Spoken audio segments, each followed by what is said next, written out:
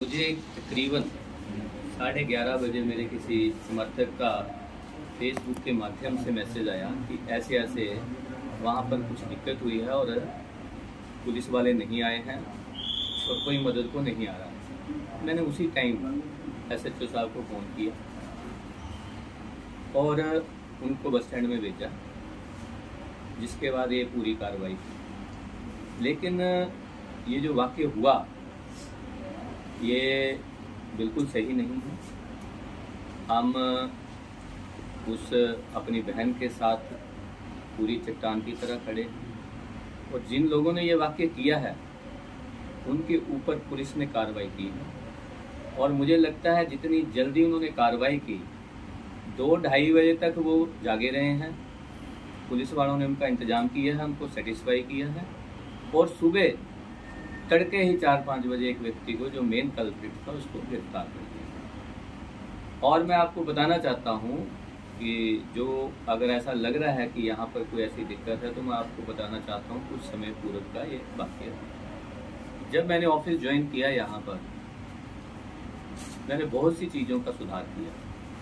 मुझे 1 महीने बाद यहाँ पर कुछ लोग नीचे यात्री थे, वो आगे कि हमारा सामान चोरी दिन में कोई उठा के ले गया और मैंने उस चीज़ का संज्ञान लिया। जब मैंने कैमरे चेक करने गया तो मैंने पाया कि बस स्टैंड के केवल 2 या 3 कैमरे ही कार्यरत। मैंने उसी समय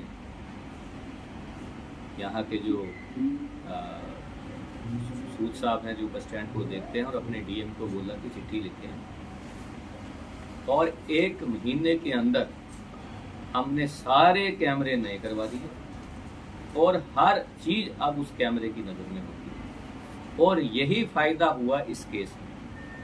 एसएचओ साहब यहाँ पर आए सुबह तक, उन्होंने बोला कि मुझे फुटेज से पहले मुझे फ़ोन आया उनका कि आपके कैमरे चल रहे हैं। मैंने कहा बिल्कुल सही चल रहे हैं और सारे नए हैं, आप कुछ भी ले सकते हैं। उसके बाद वो आए, एक लड़के की तो वीडियो वायरल हो गई थी लेकिन बाकियों का पता नहीं था। उसके बाद उन्होंने यहाँ से फुटेज ली और उनकी पहचान हुई और सारे वो गिरफ्तार किए। कल्प्रिट तो मेन एक ही था और उसके बारे में मुझे पता चला कि उसने पहले भी ऐसे कई कांड किए हुए। तो वो मैं चाहता हूं कि पुलिस वाले उसके ऊपर सख्ती से कार्रवाई करें और जो मेन कल्प्रिट है उसको तो छोड़ना नहीं चाहिए और इसकी पूरी तहकीकात करनी चाहिए कि क्या इसमें कुछ और लोग इन्वॉल्व थे या हमारे अड्डा से भी कोई इन्वॉल्व था या कोई बाहर का इन्वॉल्व था कि या कहीं पहले कहीं ऐसा कुछ तो नहीं यहाँ पे। तो इन सारी चीज़ों पर मैं खुद भी नज़र रखे हूँ। मैं हर रोज़ पुलिस वालों से फीडबैक ले रहा हूँ और मैं आपको विश्वास दिलाना चाहता हूँ कि अब बस स्टैंड में वो उनको भी पता नहीं उड़ा, उन्होंने सोचा होना कि यहाँ पे कैमरे नहीं है, कोई हमें शक्ल नहीं देख पाएगा। एक की तो उन्होंने फिल्म बनाई थी तब आ गई ना शक्ल, बाकियों की तो हमारे कैमरों में ही आई। तो अब जो पूरा बस स्टैंड है मैं आप लोगों के माध्यम से बताना चाहता हूँ कि वो कैमरे की नज़र में है। यहाँ से सड़क से कोई आता है या जाता है, एक जगह पे अब हमारा कैमरा है।